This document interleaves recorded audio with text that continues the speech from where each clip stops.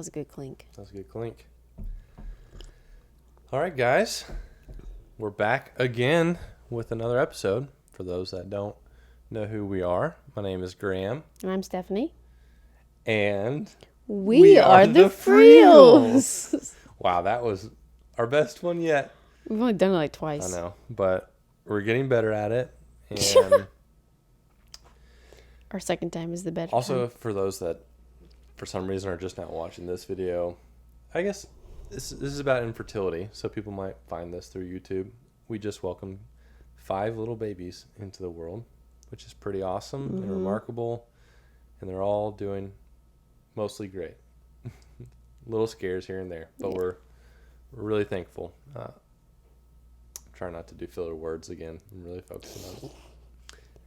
We're going to move, I think, quickly into this episode because it's going to be long. It's going to be a long one, and we've already had long episodes, but this one's going to be...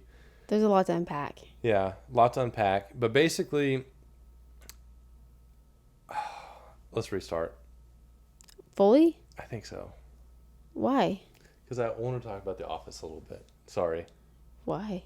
Just because I want to be a little bit relatable. I want to have a nice ease. We got this. Trust me. I promise I won't do this again. But here we go.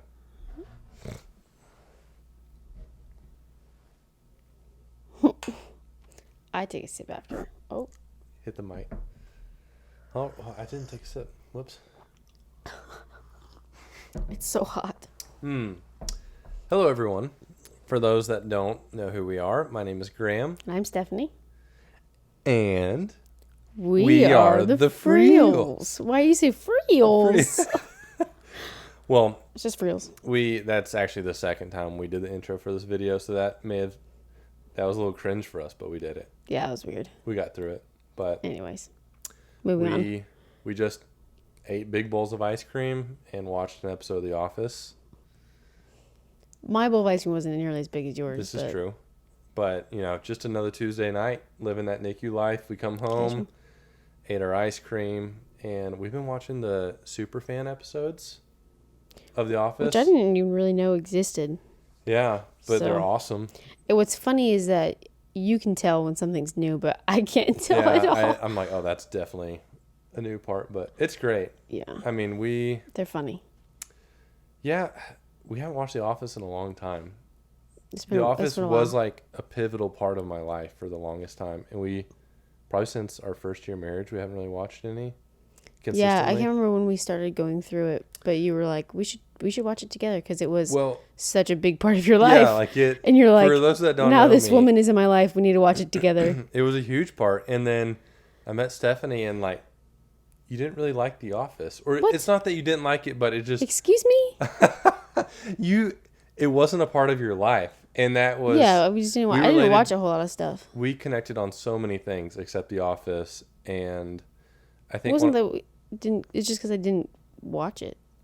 This is true, but then we watched it, and I feel like that was a good connection there. But I was worried that what if she doesn't like The Office, and I marry her, and she doesn't like it? Except I feel like, and we're committed for life. But I feel like you would have known that I would have liked it because we literally the day we met, we talked about Hot Rod, and I feel like it's similar humor. Maybe, but luckily, okay. Hold on, full circle here, because literally before we started doing this, we started quoting Hot Rod too, and then I had to look up a scene on it to watch it because it's so funny. Anyways, regardless, you ended up liking The Office, and so crisis averted, because that would have been rough if you didn't like The Office. I'm sure you would have gotten over it. I don't know, but anyways. This video's going to be even longer now. It was a great episode and a great bowl of ice cream, right? And the scene with Rod was great too. Yeah, so what are we talking about in this video, Stephanie? We are starting a part 1 of, we're doing 3 parts? Yeah, we're going to do a 3-parter. Of our infertility journey. Yeah.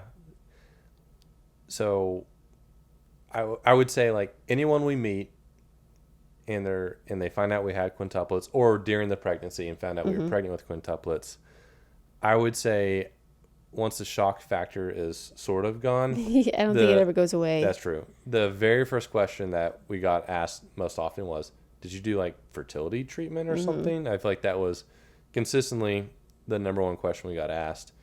And so I do think creating a video about our infertility journey It's important. is important. And where am I going with this? Man, I'm so tired already. Oh, we got no. this.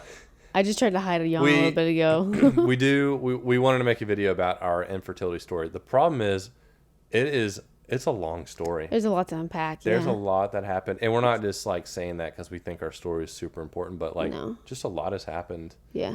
And so we decided we're going to break it up into 3 parts here, and hopefully this video isn't crazy long or podcast, but this first part, we'll go ahead and tell you what the 3 parts are, and then we'll get into this first part. We're going to break it up. Part 1 is going to be kind of Stephanie's backstory.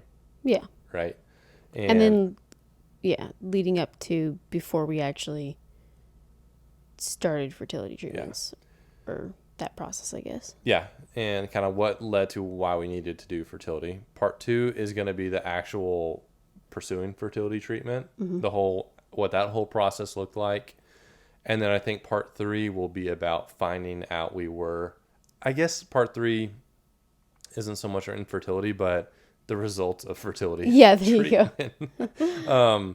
But part 3 will be actually finding out we're pregnant with quintuplets. I think maybe that's the second question we get asked the most is, what'd you do when you found out you were having quintuplets? And then most recently, I've been getting asked also, how'd you come up with 5 names? Yeah, 5 names. Maybe that'll be part of the... Okay, so part 3, though, is what we did after finding out we were pregnant with quintuplets. Yeah. So...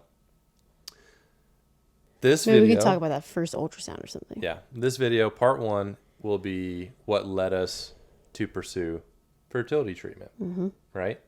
And I wrote down 3 words that were kind of like a theme for this video. I don't know if this will be the title or not, but I just wrote down, keep seeking help.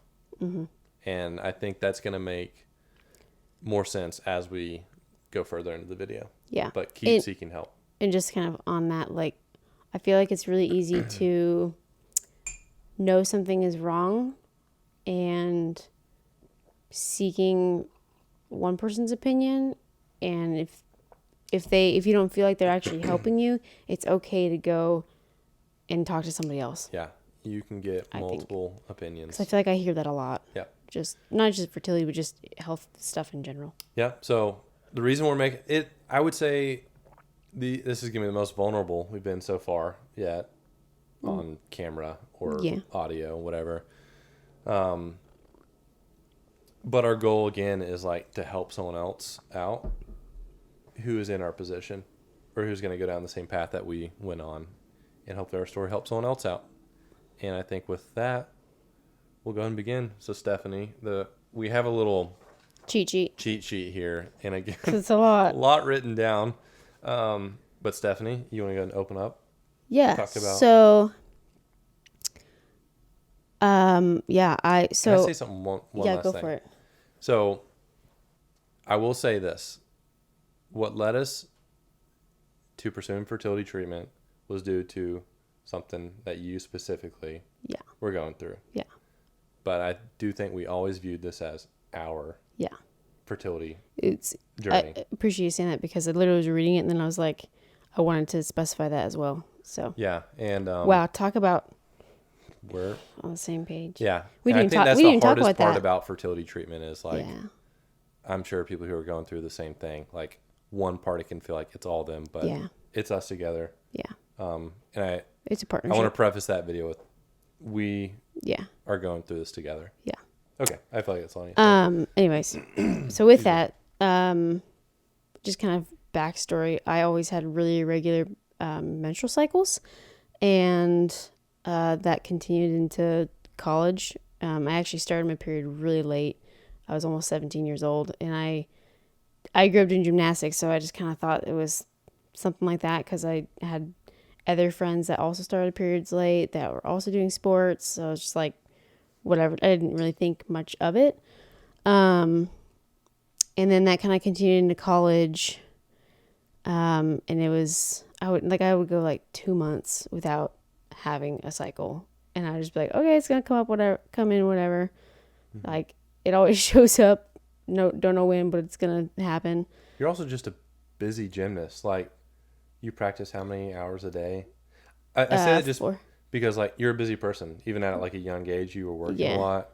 So, I know we didn't know each other then, but I feel like... I didn't start working until I was, I think, 18. But, okay.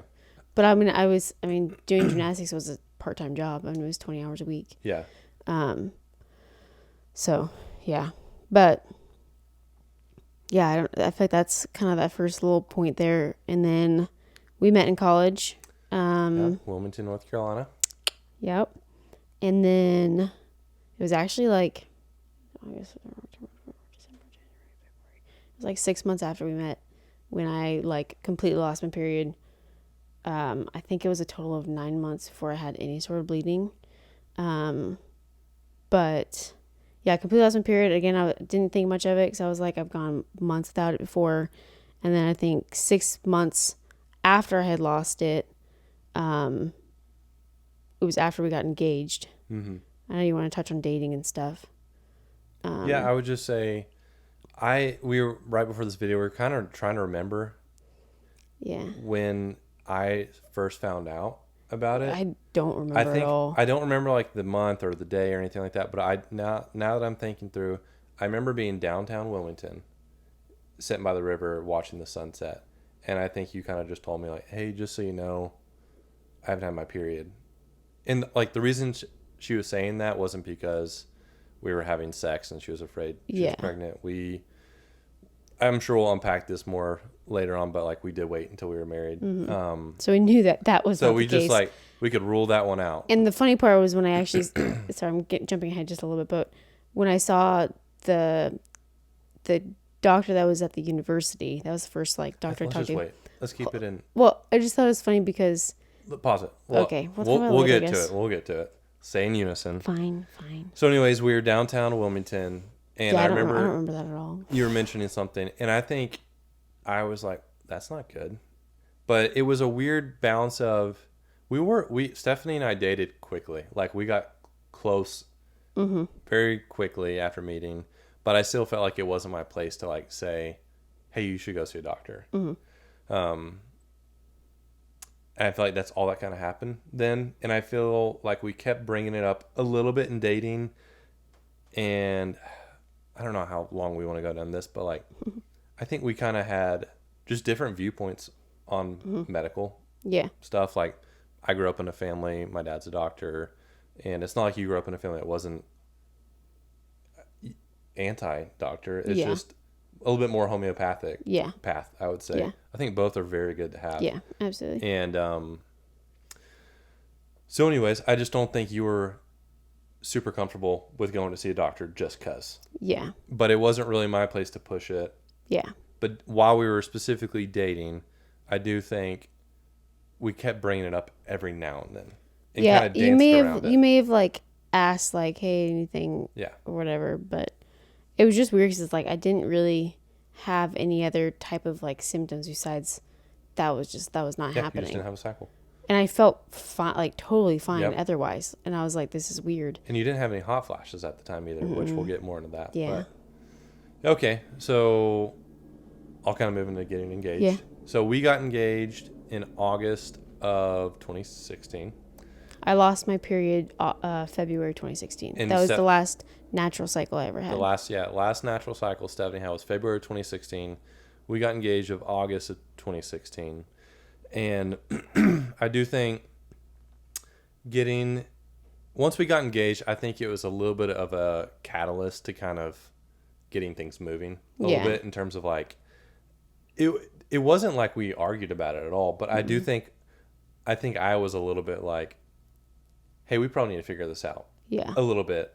Not because like I'm trying to like control or anything like that. Control. I was just like, this is an important thing. Like I cared about Stephanie, I cared about her health, and I said we need to work on this together. Yeah. And so we went to Well, so then like finally called an OB. Yeah. I think it was like September, and I remember I called and it was like a month and a half before I could actually get in. Yeah, it was. And like that was frustrating. So it was like, okay. So then I went in like October, and one of my biggest hesitations of not wanting to go was because I didn't want to go and get put on a birth control pill just to like do a Band-Aid fix for what was happening. I wanted to actually like figure out what was happening. And I think that was kind of where we had different viewpoints there. So, and then we went, and that was pretty much exactly what happened. Yeah. And it was tough. Yeah. I feel like, and I feel like you weren't like mad at me, but I think like your fears came true. Yeah. And it created tension. Yeah. For sure. For sure. Absolutely. And so yeah, Stephanie got put on birth control, and then it was making me really sick. Making you very sick. It like you could. Sorry, I got phlegm. Sorry. Yeah, it was not making me feel very good. Lots of various things, and so I contacted my doctor and I said, "Is there like a lower dose I can do that's not as intense?" And so I switched to a lower dose, and when I switched, that was March of 2017. We got married in May. In March, after I switched, I started lactating. And I was like, this isn't normal. I'm not pregnant. You'd wake up and... I would literally wake up and like my shirt would be wet. And I was like, the first time I remember, I was just kind of like, I didn't think it was anything. And then like the next day, it was literally like the 2 dots were perfectly placed. And I was like, wait a second. So then I like tested it out and like pressed and more came out. And I was like, this is super weird. This is not good. And I told you, and you're like, wait, what? And so then I called the doctor again, and I remember talking to the nurse, and she was like, are you sure you're not pregnant? And I was like, no, I absolutely know for a fact I'm not pregnant. Yeah. Because we were waiting to get married, and it was before we had even gotten married. I feel like we walked into the clinic that day, and it was like... I don't think you... Did you come in? Yeah, okay, I couldn't remember if you came in. And it was like almost... They still did a pregnancy test. Yeah, almost completely discredited Stephanie. That trusted that I had never had sex before, basically. Yeah. And we were like, nope, this is not a possibility. But yeah. Anyways, I'm trying to think. So you started lactating. And so then she, did like other like blood work and stuff like that. And then my prolactin levels were a little bit elevated. Yeah. And so then she referred me to an endocrinologist. But I don't know if it was we had to wait a long time before we could see the endocrinologist. I don't think it was super long. But so that was in like March. We got married in May. I think we legit were kind of like maybe put a pause on it until after. He wanted to test my prolactin levels consistently to see if they had risen. Okay. So it was after a certain amount of time of testing it, then he was like, if it still continues to rise, then we'll do an MRI to see if there's anything physically wrong with the pituitary. So we get married in May of 2017. And then I guess he continued to do. Yeah. And then what did he want us to do in July? We did an MRI. We did an MRI. And this month in particular was important because I will say this. So Stephanie, for those that don't know, grew up in Washington State, has a great family, really close to your family. And we were going back there for the first time. Yeah, and I was going to be there for an extended period of time. And then I think my sister was getting married, and I think I was going to be staying there the whole time from July to September, I'm pretty sure. Because, like, if you don't know what summer in the Pacific Northwest is like, it's literally the best place on earth. It's very pretty. And I don't know why because I think the first few months of our marriage was rough, but I think you were gonna drive and drop me off at the airport, and I think I was you were gonna come later, work or something. Yeah, I think you were gonna come later. Yeah, but so I was gonna go for my sister's bachelorette party and just stay out there. I think literally until the wedding, or maybe come back and then we'd come back. No, to the wedding. I think that's what it was. I think we were just like, why don't you? Because I didn't have anything going on except school. Why would you not have gone back to? I wasn't. For summer session, I wasn't. But school for UNCW. Anyways. That's true. I don't remember those details. Yeah. That doesn't probably matter. So much. Stephanie gets the MRI in July. And I don't even think when we went, I was like, what is he testing for? I don't even think I knew, but I was like, okay. Mm-mm. And then we were literally going to Raleigh that day. We had been driving for like 30, 40 minutes, I think. Yeah, to go to Washington. And we get a call from the doctor. As we're driving. And put on speakerphone, you pulled over, I think off the freeway. Yeah. And he says, guys, I have a little bit of unfortunate news. Yeah. Your MRI came back and you have a tumor in your pituitary gland. Yeah. Speaking about Stephanie. Yeah. And, we didn't even write this down, but so all through headaches dating, Stephanie had headaches I was just thinking about it all the time. Like, and those that know me well, I'm very extroverted. Mm-hmm. And Stephanie, you've definitely become much more social since we've been married. And, yeah. But at the beginning, it's not like you were antisocial, but like you didn't need to be. If it was one-on-one. Yeah, exactly. But anyways, sometimes we'd have plans with people and we'd have to cancel it because you'd have a headache. I would have a headache really, really bad. And it was hard for me to understand like how to navigate it.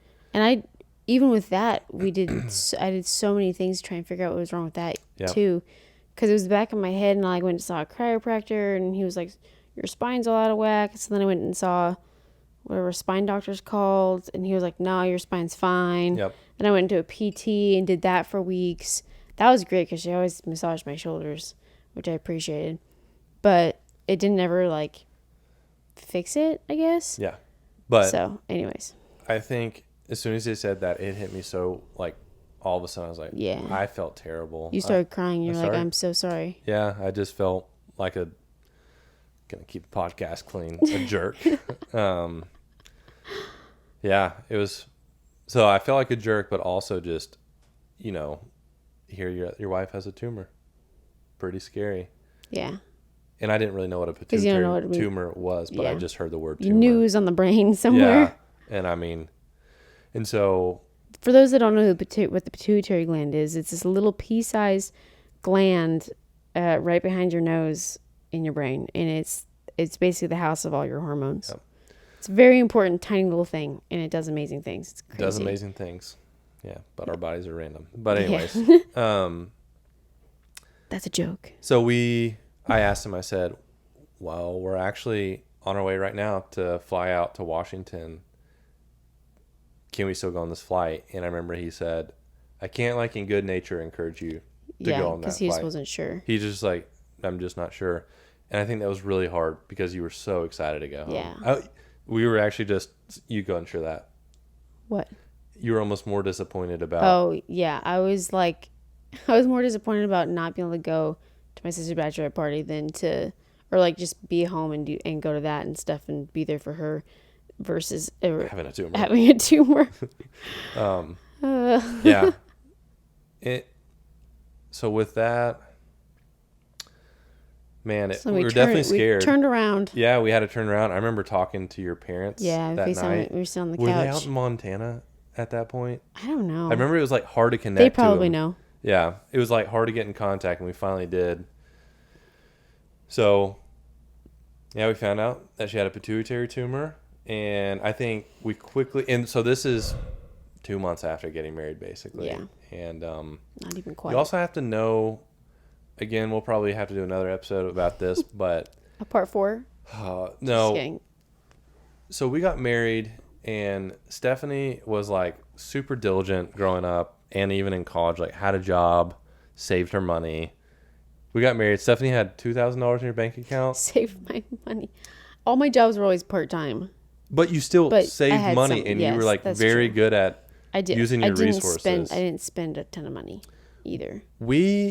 And then for me, what I brought to the table was like $25,000 in student loan debt.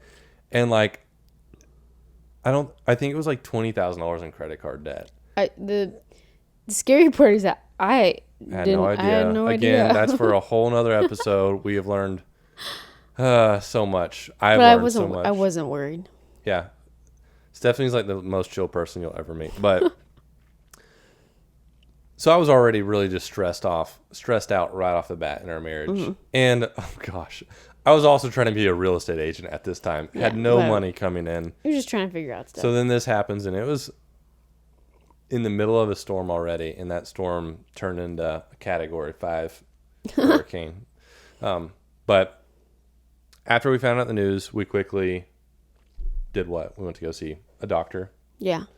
In Wilmington. And I don't like to say I don't like people, but literally, like, we're like so scared because we're like, what is it? We have no idea what this means. Yep. And he was just kind of blunt and rude about, like, had no, what is it, bedside manners? Bedside manner. And not really what you want in a doctor when you potentially have to have brain surgery. Yeah. So at the beginning of this episode, I mentioned keep seeking help. This is part of that. Was we went to go see this guy, and he just was. I mean, I think he literally was like, "Yep, that's gonna have to come out." Kind of just like, but like, it's like, and I don't mind matter of fact. No. I actually like prefer that, but like I had a lot of concern, and he wouldn't even like. It felt like he wouldn't give me his attention when I asked questions, and I think that's what was like. Yeah. I had like a million questions. I was gonna say, I remember you asking quite a few questions that appointment. And he just seemed frustrated that I was asking him questions. Yeah, he seemed annoyed. I think we left that appointment really discouraged and sad. Yeah. And I think I was even more scared. Like, okay, what does that mean? But thank God that my dad's a orthopedic surgeon. And at work, he was sharing the news with one of his nurses. And his nurse had the same tumor in her pituitary. And she said, Dr. Freels, your son has got to get in contact with this doctor from UNC, so Chapel Hill. He's like the world's expert for pituitary surgeries. I don't know what the world's, but he's pretty dang good, though. He's pretty good. And so my dad got his phone number somehow and gave it to me, I think. No, I think he gave your number to him. I think my dad gave my number to Dr. I think he called you on his personal cell phone. Yeah, well, that's what I was getting to. So we were in Myrtle Beach. I don't know why we were in Myrtle Beach, but it was a Sunday. We were in Myrtle Beach? I don't know why, but we were. I don't remember ever spending time in Myrtle Beach. Dirty Myrtle. But we were in Myrtle Beach, and he gave me a call on a Sunday, which I just right off the bat was like, to go from a guy who wouldn't even like listen to my questions in his office, and this guy was giving me a call on a Sunday. It was just like a night and day difference. Yeah. And he said, "Hey, listen, like it's not a competition, but like this is what I specialize in." Right. He's like, and he was even like, I work with this other doctor quite often, and he like, or he just knew him. I don't think he like worked with him. I feel like he said that he had done something. Anyways. I don't know. Anyway, they knew each other. He's like, you'll be like my 4,000th pituitary surgery, basically. I don't think it was quite that many. It was, but he likes to exaggerate just a little bit. It was 4,000, but he did say I did 7 of these same things last week. I'm really gonna remember details. You gotta admit. But you also like to exaggerate things. You have to admit. Oh, this is not important. But you have to admit. He was the man when it came to pituitary surgeries. We'll at least agree on that. He had done, like the other doctor had done like, I don't know, hundreds. He had done thousands. Yep. So, and like literally he was like, I just did 7 of these last week. So. Yeah. And I don't remember if you were able to get on a call, all 3 of us or what.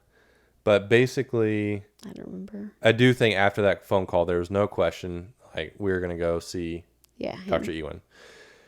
And so we did. We went to go see him. I think we did like one initial appointment with him.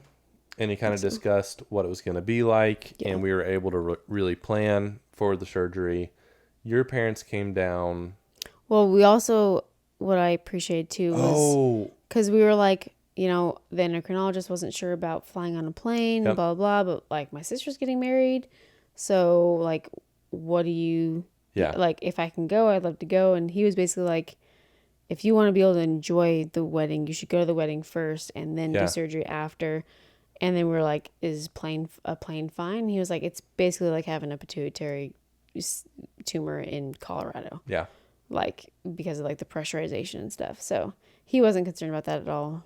And also think about it, I've had it like my entire life. So. Yep. So Stephanie could still go to her sister's wedding. We went out to Washington for a little bit, came back home. your parents came for the surgery, but actually before the surgery, this little side note we wrote, we had a neighbor that lived right behind us, and we didn't know her super well, but we had shared the news about it, and she said, like texted you or called you and said, "Hey, I want you to. Can you come over and so I can pray for you?" yeah, she said, It wasn't like we just were casually like around her or anything like that. She Yeah. was like, "Can you come over?" Yep. And so we were like, "Yeah, we're gonna walk over there." Yeah. And the reason I'm saying this is, like, I mentioned this in a previous episode of, like, didn't really grow up in an environment where we, like, really prayed for specific things all the time. But we went over there, and she got pretty intense with it, like, really praying for you. Not like in a weird... and that was the first time I've experienced like somebody like she put her hand like right on my forehead, which is like literally your pituitary is right here. I think she even asked like, "Where's your pituitary?" Yeah. And that was the first time I like experienced that, along with I don't know, a really strong prayer, I guess. Yeah, I don't know. like really intense, but not weird. Just like... Yeah, I don't know if I would say intense, but Okay. strong. So, strong. How about that? Strong-willed. I like that. So yeah, she prayed for Steph, and then I will never forget the specific words that came out of her mouth were, and Lord, I pray that this isn't even a tumor. Like, I pray that this just is something else. And sure enough, we'll get more into this. It ended up not even being a tumor. It ended up being a cyst. So, which is better for surgeries, actually. Which is better for surgery. Which, like you had said, I think you had mentioned that. I didn't even catch that. Yeah. And you had mentioned, like, I think like a year later, and I was like, whoa, I didn't even. Really cool. Yeah, super, super cool. So, all right. So we had surgery, or you had surgery. Yeah, you didn't have it. Yeah. When did you have surgery? I'm the one that got wheeled back there. Yeah. September 2017. September 26th, 2017. September 26th of 2017. And I remember it reminded me very much of the C-section that just happened. But when Steph got wheeled back, it was like, okay, there's really... But with the C-section, I got wheeled back and you had to come with me. There's not much more that I can do. And I remember being really scared. But luckily, like, my parents were there. Stephanie's parents were there. Longest 3 hours of your life. It was a very long 3 hours. But they Shortest 3 hours of my life. They did come back sooner than expected. Yeah. And I remember both Dr. Ewan and we can't remember that other guy's name, the ENT. Zanation. They came back and they were just smiling like right away. And they were like, could not have gone better. Yeah, it was like black and white. Because one of the biggest things is your pituitary is really close to your optic nerves. And so one of the risks of having a tumor is that it can put pressure on it and your eye vision and stuff like that can get messed up. But with surgery, like if you touch those nerves, like you could damage them. Yeah, there could be there is a risk to pituitary surgery. Yeah. Of like what it could do. And they said that it basically was like black and white. Like we saw exactly where the optic nerve was. And then like the cyst drained really easily. So. Yeah. So it was, it was truly amazing news. And it was a Rathke's cleft cyst. Rathke's left cyst. No, not left. Cleft. And it basically like is something that forms when like when like my face is being formed in the womb. Yep. So it just got a hold of extra tissue as my nose was growing out and just over time grew. But still affected her pituitary. Yeah. But I'm sure if it filled more and more with stuff over time, and that put more pressure on my pituitary. So I'm sure. Really not a lot more to talk about the surgery other than we were just talking about this, how similar that surgery. Being wheeled around the hospital for C-section and that, like, it just, like, brought me back. It was weird. It just, like, seeing how like, a little while ago, or just seeing how the medical staff serves people. And, like, especially nursing staff. Man, and it has they just, everything like... just together. Yeah, have it together. It was like that at UNC. Yeah.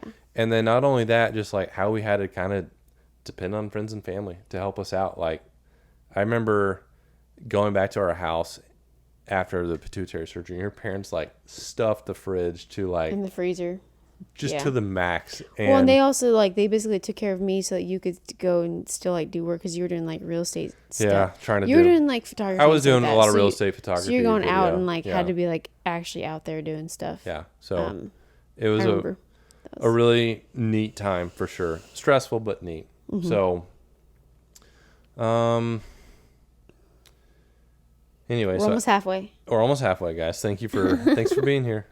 It's funny talking about all this because I feel like we have all these points and we already kind of went through this, but every once in a while, like another detail like pops into my head. So I would just say surgery went great, Mm-hmm. and I feel like this is just a whole nother story, but like honestly, stress affects fertility too, in a sense. Like it's all part of it. It was just a hard season of life for us, I would say. Like, as like, in my mind, one, we were financially just not doing well. Broke. We were broke. I didn't really have a real job to get good income coming in, so that didn't help. And then maybe this is a little bit TMI, but I mean it's the honest truth of like when one waits for marriage, for sex, like you do it out of anticipation of like what's to come, and it was really hard right off the bat for us, I would say. And I think that'll probably be a whole nother video. But it was just a tough season. Not to mention like birth control affects your libido. Yeah, and birth control. So many things. Jacked things up for Steph. Like it was tough. Yeah. It was really hard. But we got through it for sure. And I think the biggest thing is like your cycle just never really returned. Yeah. Well, so I was still taking birth control through the like after surgery and everything, and what's crazy is that literally the week that I should have lactated based on like the birth control I was taking, when I had surgery, it like was immediate and like it didn't happen again, and it hadn't happened since. And what else has not happened since the surgery? No more headaches. Yeah, headaches completely went away. Besides the pounding headache that I had right here. Yeah, from having her nose drilled open. Because that's how you do the surgeries. You go through the nasal. Technically, my head was drilled open. True. The nose already has a hole in it. But yeah, besides that, like, because they were always back here, and every once in a while I'll get one, but that's just like usually if I sleep funny. Yep. And yeah, it's pretty wild. So that happened really drastically. Even like the withdrawal bleeds I was having with birth control, even those looked different.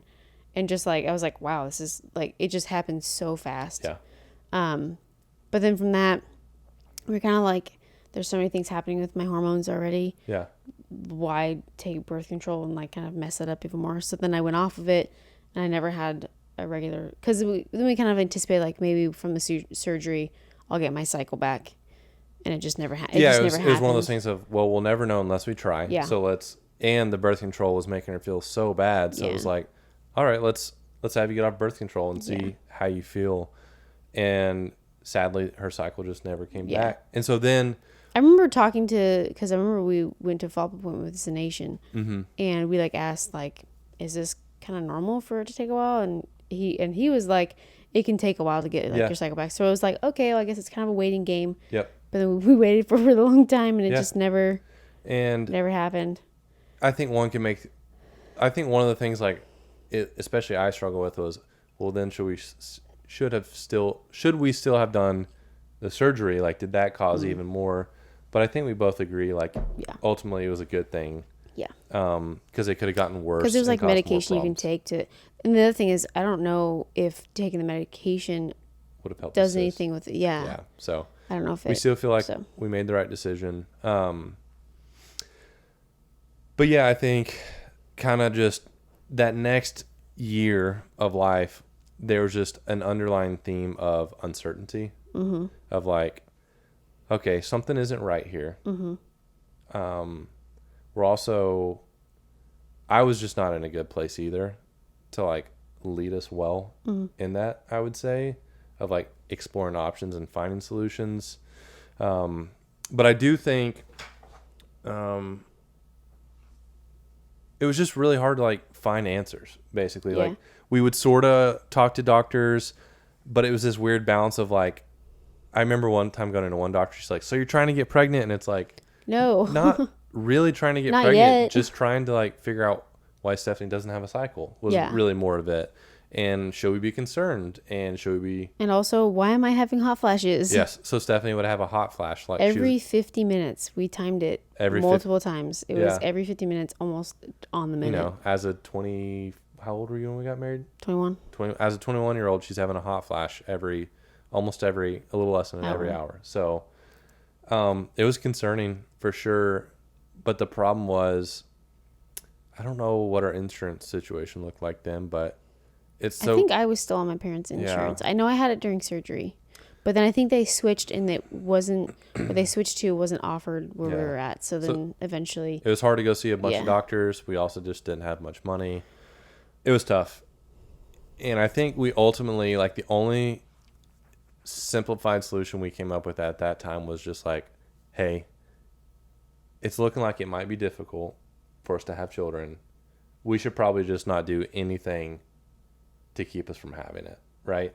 It's kind of what we landed on. Like, yeah, it was kind of like I literally remember you asking like, if we were to get pregnant, would we be okay? Yeah. Like, would I be okay with that? And would you be okay with that? And I remember just being like, Yeah. I think I started crying and was like, yeah. Yeah. And then, because like, I mean, Our dream has always been to have yeah, kids. Like, Yeah. we love kids. So it was like, and I think I was very like structured and like when I wanted to have a kid, Yeah. but I was like, you know, if we get pregnant, that's a blessing. Like, let's Yeah. just do it. But not do anything about it. more But or less. basically, so we did that, and that's kind of how we lived our life for a while, and until we didn't get pregnant. now, really. So I think we knew Yeah. like there was something wrong, but we didn't really know how to go about it. But I think I think I was like, honestly, as simple as I can put it, I think I was so unhealthy that I wasn't even able to think about how to fix the infertility. Yeah. I was depressed. Yeah. Yeah, like that's probably a whole nother video. But it's not your job to fix infertility either. So. That's true. But I think you probably put that pressure on yourself, yeah, and that probably didn't help. no, it didn't. Yeah, it was a tough year. It was a really hard year. But this is just the infertility video. Yeah. I would just say the only other thing we have written down is Dr. Harris. And so before we moved out to Washington, we did go see an endocrinologist in UNC. She actually worked with Dr. Dr. Ewan, what is the Dr. Ewan's a neurologist. Neurosurgeon. What? Neurosurgeon. Yeah. Isn't neurologist a different? No. Anyways. Okay. Anyways, whatever. Yeah, and so I remember we contacted him and said, "Hey, I know you had the endocrinologist and blah blah blah." And that was the first time that somebody had explained to me like kind of like what was truly wrong, but like I didn't fully understand it or grasp it, I think, at the time, until kind of actually doing fertility stuff and like thinking back and like, oh, she actually did. She understood that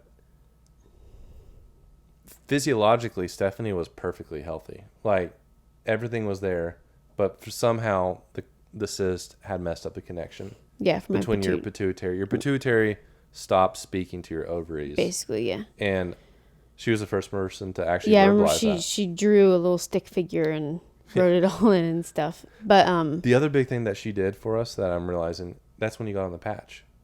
I think Stephanie was like, actually, I think technically we got on the patch with remember that naturopath we went to go see? I think that was technically when I got on the patch. Yeah, but then I told her, the endocrinologist, about it, and she was like, "That's totally fine. You can." Yeah, And I also appreciated how she talked about how birth control. She's like, "You're a small person. Like, you don't need to be taking as this much estrogen as that's in birth control pills, and like this is actually a better amount for your body type." And I appreciate that too, because I feel like kind of like when we went that first time, why I was so hesitant was because I was like, it's not, it wasn't specific for me. It was just a general sort of thing that happened. So Dr. Harris definitely, she listened. Yeah.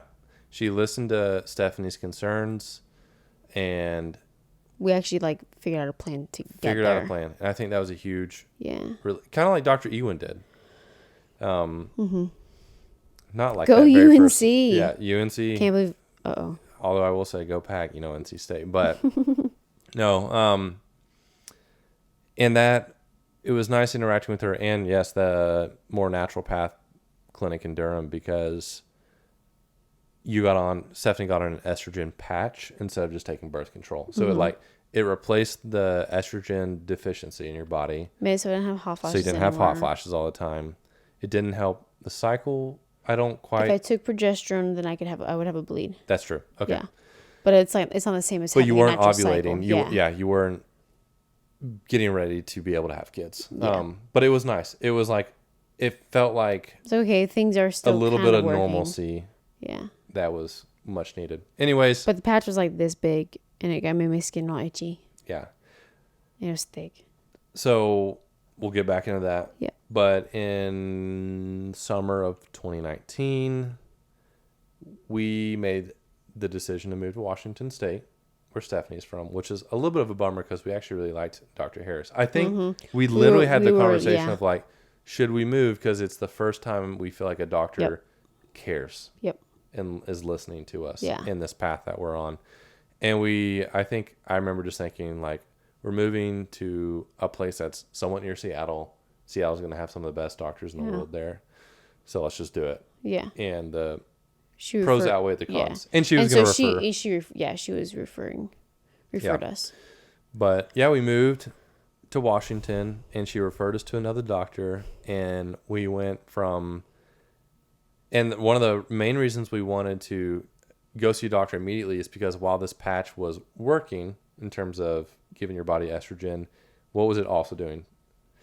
It was being really annoying. It was being really, it was pretty big. It was probably like 1 inch by 2 inches. What? Right? The original patch. No, it was only this big. Are you sure? Remember the original one was kind of big. It was this big and it was like this thick. Okay. I'm the one that was sticking them on my body. Yes. Yes, you were. And scratching at them and making sure my pants didn't get caught on them and tear them off. It would leave a mark on your skin for months. Yeah, almost. sometimes it would, yeah. It was, and so then we were just kind of like, maybe we should go back on like, is there like a natural estrogen pill that's not birth control is kind of what we were thinking. I wanted to make, the biggest thing was I wanted to make sure that I was taking estradiol and that's the bioidentical form of estrogen and not like the ones that are typically in birth control, which are not real, not actual. Anyways. Yep. A whole nother. Yeah.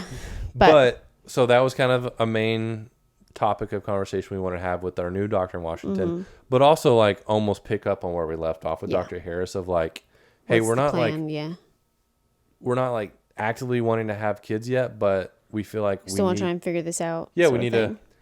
And man, he was like a total 180 of Dr. Harris. We kind of went in. It reminded me very much of that neurosurgeon or neurologist in Wilmington of like the first one we saw. We had questions, and I felt like we were bothering him by just being in his presence. Yeah. And I think we have a little disagreement on how the conversation went, but I feel like I remember asking him of like, what's the likelihood of us having kids? And I feel like I remember him saying like, not like you're not gonna be able to have kids, but just like you've got a really like long journey ahead of you or something. I just remember always being told like, oh, we'll need help. I just remember being super discouraged leaving that appointment. So whatever he said, in my mind, it doesn't really matter other than he just wasn't approachable. And he wasn't like, he didn't listen. And so again, theme of this video is keep seeking help. Mm-hmm. And I think we left that appointment like, this isn't going to work. Yeah, I mean, kind of, sort of. I feel like at that point we were also kind of like, what else are we supposed to do? Yeah. But so I think the biggest thing that was like, this isn't going to work was, so you were like, I think you should go back onto something oral because the patch was being so annoying and the point where I was complaining about it all the time. And I remember the patch is like super, super low dose. Yeah. But it works really well because it goes directly into your bloodstream. And I remember I went back on the oral estrogen and I was like, this is weird. It's like 40 times the amount of what the patch was. Yeah. And I was like, I just feel like that's not right. And then I was taking it and I like my withdrawal bleeds were just like slowly getting less and less and less until I wasn't having one anymore. Yeah. So and I contacted him and he was like, it doesn't matter as long as you're still taking the replacement, more or less. Yeah. And I was just like, no, like if I used to have a bleed and I'm also not having a bleed anymore, that means something else is wrong. Like something's going on. Yeah, that was the turning point where we're like, we gotta find somebody else. That was frightening. Yeah. So already we knew that Stephanie wasn't having a normal cycle. Yeah. But now even just the monthly bleed that we were because I'd literally been doing that for like a year, and I was having no issues with the patch that was way less estrogen than what the pill, like it was just, I was like, this just doesn't make sense in my mind. So all bleeds stopped again. Yeah. That was pretty scary. Yeah. And again, it's like, I think the hardest... And I think my hot flashes had started to come back too. Yeah, hot flash. Even taking the estrogen, it was just super weird. And I think what was like, I mean, this is whole, I had just so much like built up disappointment and anger at the time. Not towards you. Yeah. It was more, honestly, it was towards God, if I'm being completely blunt. And like, we've worked through that, and it's great. Like, that's what helped build my faith into what it is today. But it's just so hard. Like, we just didn't know anyone else in the situation we were in. And I think that's what was tough. So yeah, we're turning into like February of 2020 by about this point. So it's been like 2.5 years since surgery. We're not really doing anything to prevent pregnancy. We know we want kids, but we're still not like, we need to start having kids. And we were also just working on our relationship too, healing in that regard. And then this thing happened in March of 2020. COVID-19. So, yeah, world shut down. 2019. COVID happened, and it threw like just another curveball in the whole process, because it was harder to go get medical help for stuff like this. I would say, like, this wasn't. Yeah, I feel like they're like, we kind of. I don't even. It just wasn't remember, honestly. Like, I feel like it just high on the priority for probably the majority of medical people at the time. Like, so, but what did happen, like the silver lining in all this, is we were like, well, the world's turning into a super virtual world. Maybe we can find a virtual doctor that's way better than that guy. Because the thing is, what endocrinology is, like, you don't necessarily need to see them in person either. Yeah. Like, they order blood work, you go get the blood work done, and the blood work gets sent to them, and they tell you what's going on, more or less. And so, at least with what we were dealing with, there's probably other sort of things with endocrinology and stuff that. And also the other like tough aspect of it all was like, we didn't have normal insurance. We definitely didn't have insurance. We had a health sharing plan, so it's like. Did we have it at that point? Yeah. Oh, we had CHM. So, and CHM's great, but it's like not amazing for stuff like this. And so, literally everything we do, we're paying for it out of pocket, as we're also trying to pay off our debt and get in a little bit better spot financially. But anyways, I get on Google. Did we pay off debt by that point? Pretty much, yeah. But still freshly. I had searched on Google and found an endocrinologist that did virtual appointments. You found one. You first found like the best one in like Atlanta, and they're like, we don't do out of state. Oh, and then you found her in Florida. I found another one, and I actually did like an initial phone call with him, and it was like, for them to even see us, it was like going to be like $2,500 to like. That's right. I was like, okay, we can't do that. But I found this lady in Florida, Dr. Finn, and she was amazing. Like, just a total godsend. Premier Endocrinology. In St. Cloud, I remember Florida. She was like, couldn't believe that we lived in Washington State and we were doing. That was like our third appointment that we had with her, and then she was like, "Oh wait, you guys are from Washington?" And it was like $95 an appointment. It was relatively. It was very reasonable. Yeah. And so, kind of how that whole next few months played out was, we'd have an appointment, we'd get blood work done locally in Washington, send it to her office. She'd kind of review it with us the next appointment. And she'd even like be able to write you prescriptions for estrogen too, as needed. But actually, she wanted Stephanie to get completely off of stuff for a while. Yeah. So basically, she was like, "Well, let's just get you off of everything, be off of it for 3 months, and then get a baseline blood work done, and then kind of like start to rule out some things." And honestly, like, I'm trying to, because we started talking to her at the beginning of COVID-ish, right around there. Yeah. And then I remember talking to her specifically during the Omicron variant. Oh, really? So we like we were working with her for a while. Yeah. Well, because you think about it, like Yeah. that was at least 3 months in between. Yeah. So we were working with her appointments. for a while, and even at one time she was concerned that Stephanie potentially had premature ovarian failure, and I remember hearing that and just being like devastated. And I remember even talking about with Jake and Alicia, you weren't with me, and just being like so sad.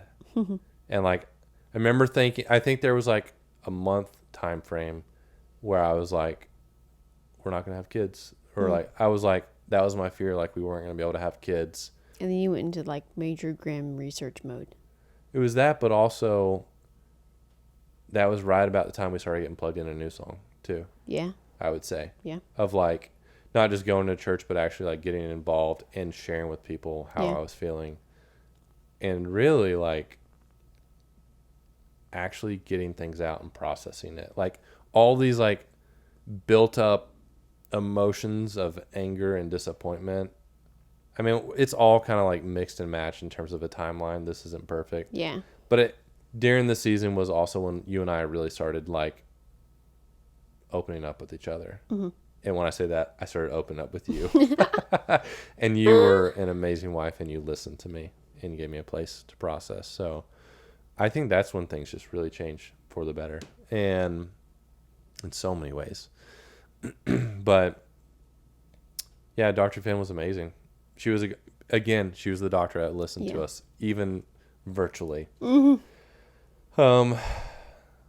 But so what did she eventually tell us though? That I didn't have premature ovarian failure. Yeah, she's like, I don't think you have that. No, she's like, I don't know. And what was her encouragement to us though? I don't know specifically. She basically, she just got to a point where she said, you know, guys, I think Stephanie, you're a very healthy woman. I think you need help, you know, with estrogen deficiencies. But if you really want to if you want to start having children, and I feel like I remember her motivating us to, if we wanted to have kids, to seek help sooner rather than later. Yeah. I think she did do that. Yeah. And I remember her saying just like, I think you should start pursuing. I remember when we told her that we had an appointment scheduled. Yeah, she was very excited. She was very excited about that. And she just said it. I think you should start pursuing. Yeah. Like you should go see a reproductive endocrinologist, because if you want kids, to play it safe. She's like, I can't really help you with that. I can't help you with that, and you need to do it sooner rather than later. And so, was she the one that when I went back on the estrogen patch? Was she the one that prescribed that? I just remember I went back on the patch because it was a low dose and it just worked better for my body. But I was so nervous about going back on it. Yeah. And I remember opening the package, and it was this little tiny rectangle sticker that was so thin. And I just remember like I almost like cried with joy. Yeah, like you were like kind of tearing up. I put it on. You had to put it on your butt, and I put my butt, and I was like, Graham, look at this, and you're like, what? And I was like, exactly. Well, also just I hated the patch because I felt like it was this constant reminder to you of like my body's deficient in something. Like I saw how like mentally it weared on you, and I think it was so annoying. It was annoying. It was like really it was a daily obnoxious. reminder where I just was like, not that I'm a big fan of even like, wearing jeans, it would like get caught and like. Yeah, I'm not a big fan of like just take a pill and be done with it. But like in that situation, I was just kind of like, if there's a pill that can just give you the estrogen, just take it. But apparently there wasn't. So these new estrogen patches worked so much better. And I just can't believe it. Something so small was it like, it's pretty cool. But she was awesome. I would also say during that time we did all kinds of stuff. Just if people are still watching this video, hats off to you. But if you're going through infertility, I mean, we did everything. We did Dr. Finn. We also spent a lot of money on acupuncture. Did a ton of supplements. I will say we did when we lived in Wilmington, we had done the keto diet at one point, and then we did paleo. We tried everything. We did like the hormone one, which like I'm not discrediting any of this stuff. Yeah. But I just don't think that necessarily was what was going to benefit my issue. If that makes sense. But I guess we can say we left it all, like we put it all out there. We gave 100% for sure. And although I'll never forget that we were still on paleo during my birthday, and I was so upset. Yeah, we gave up on paleo pretty quick. We didn't know. We stuck with that pretty well. That's true. Versus some other things we've done in the past, so we were like, ah. I like cookies and ice cream too much. But yeah, we did a lot, and we just kept seeking answers, and then it was really cool. Dr. Finn kind of just, it was very humble of her to just be like, I don't know how to help you anymore. And yeah, but it wasn't like we feel like we waste our time with her. She really was kind of like our launching pad and the next thing, and that was finally going to see a reproductive. I mean, she was the first one that even says anything about like potentially being premature of it, like it potentially being this something, versus I feel like everything else was just ignored. Yep.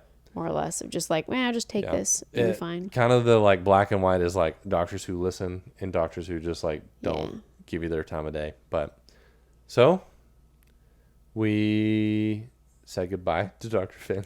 We should reach out to her again, but send her pictures of the babies. So then, like, the next step was researching reproductive endocrinologists, and we're up in the Bellingham, Washington area, and there honestly wasn't many. I couldn't find one. There's not a whole lot of like, but we're medical stuff. I feel like. Well, there is, but it's all underneath Peace Health. But Seattle is close by, so I was like, I know we'll find someone there. Yeah, because we were like, it's not like we're gonna have to be there like that consistently and whatnot. And so I think I just like found one of the first ones. I think I chose them because they had their pricing online. Yeah. And I was like, I don't want to waste anyone's time. I want to know what I'm paying. So there was a sentence like there. I don't know, maybe it was a mission statement or something that you also really liked. I can't. I honestly don't remember what it was. I forgot what it was too. But so we're almost wrapped up here. We set up our first phone call with virtual appointment.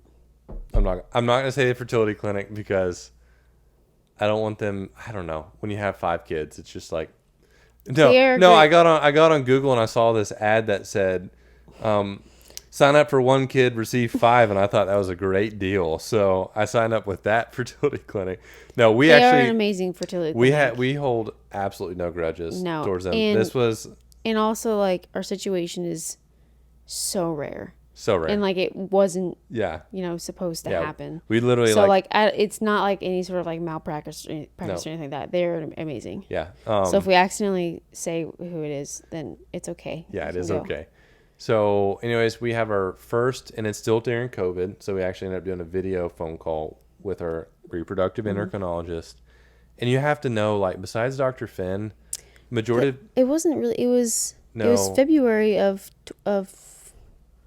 no, that was never mind. Yep. Okay. So that was our first in-person appointment. It was a video call, and I was just gonna say you have to know, like, we've had a lot of doctors who weren't the most encouraging people about having kids, and we hop on this after sending like all of my information. Yeah, we had already sent them all of Stephanie's. I do have to point this out though. Okay. Because they have you fill out all this stuff, and there was like this one thing that they were doing, and I remember filling out their form and whatnot, and very specifically it said one of the things you can select in the same sentence was pituitary disorder and delayed puberty. Yeah. And I just remember that was the first time, because like I started my period so late. Yep. And puberty late. Yeah, I mean it's all kind of all goes hand in hand.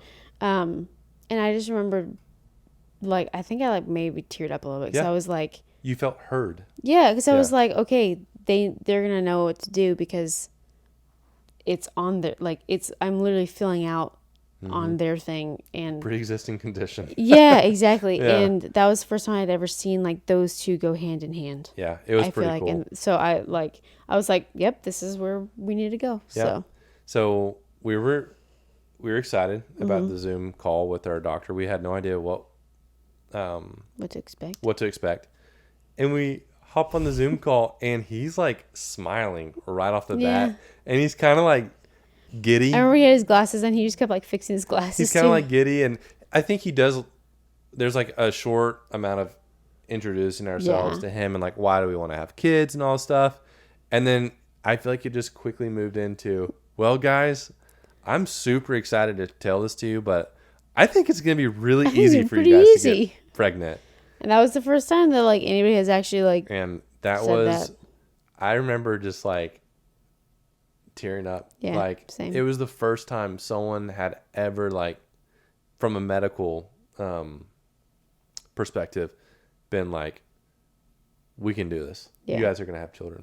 And so that's about all we're going to go into. That's the whole fertility treatment is going to be part 2 of this little series here. That was part 1. Wow. So let's recap a little bit. What? Okay, go ahead. I want to recap just a little bit. Okay. So again, infertility, if you're going through it, like we know how hard it is. And I do reiterate, like it is a journey you're on together, even though it may seem like symptoms from one person, but we knew from the get-go like we were going to figure this out together. Yeah. And basically what it was Stephanie had what we thought was a pituitary tumor. Ended up being a cyst. Also, okay, dang it. Cyst. Side note, now tangent. You're doing it. Steve, like the guy that married us, he's the man. And when he found out it wasn't the tumor, do you remember what he said? It's not a tumor. I think it's off of Kinder. It's Arnold Schwarzenegger, but I can't remember. I don't know what it's off of. What movie, but he just kept. It's not a tumor. Not a tumor. I remember that. That was pretty funny. Okay, so Stephanie had a pituitary tumor turn into. It's not a tumor. Rathke's cleft cyst. There we go. I'll never be able to get that down, but still had, while headaches went away, still had lingering side effects. No cycle, which meant no ovulating. And then hot flashes. Yeah. Which was so annoying. So we had, several years. Especially when you live in the South. It's not the heat that gets you, though. It's the humidity.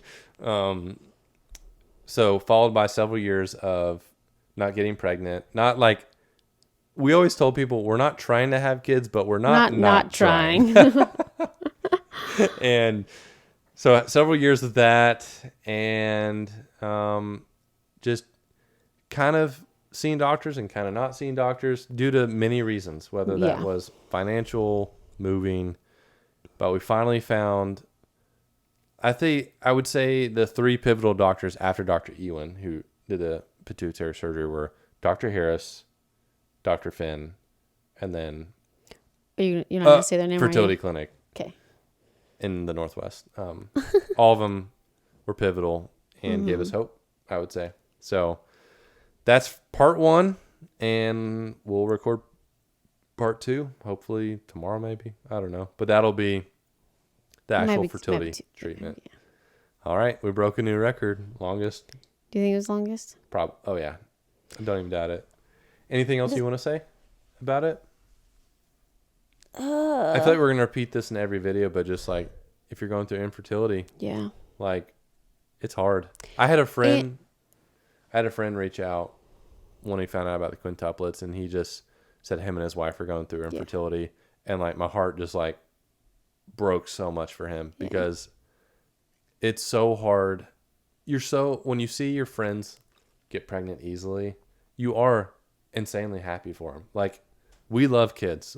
And so we're filled with joy when we see our friends become pregnant. But it was almost equally as hard too. It was hard because it was like I couldn't get pregnant accidentally, even if I tried, sort of situation. Yeah. But one thing I want to say just about infertility in general is that I feel like it's one of the hardest things that people can go through, but it's the least talked about. Mm-hmm.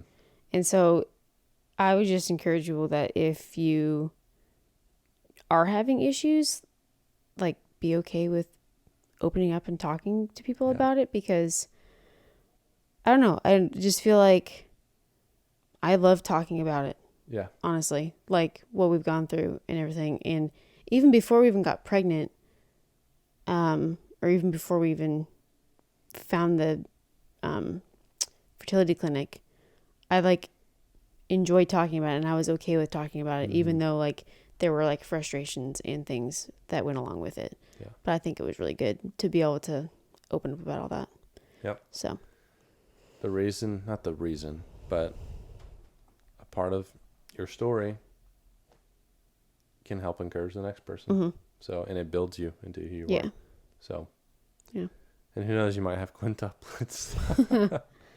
I love all my 5 kids, but it's not meant for everybody. Yeah. I made the really bad joke of saying for round 2, we should go for quintuplets again and see if Steph could be the only person in history to have 2 sets of quintuplets. And she started crying. So I didn't I'm not fully gonna start crying. I'm not going to make that But joke I again. did. But I did, like, if we were to get pregnant again and it was quintuplets, I don't know what I would do mentally. It'd be really, really hard. Yeah. That's okay. But I also know I'd be able to do it. Yeah. And probably even better because I'd already had a pregnancy. So who knows? So you're saying there's a chance. Anyways. Adios. We're wrapping this up. See you next time. Thank you for watching. And we'll talk to you next time. 10 Part points 2. to you if you made it this whole way. 100 points. All right. Bye-bye. 1,000 points. And we're going to work on an outro a little bit. 10,000 points. Bye.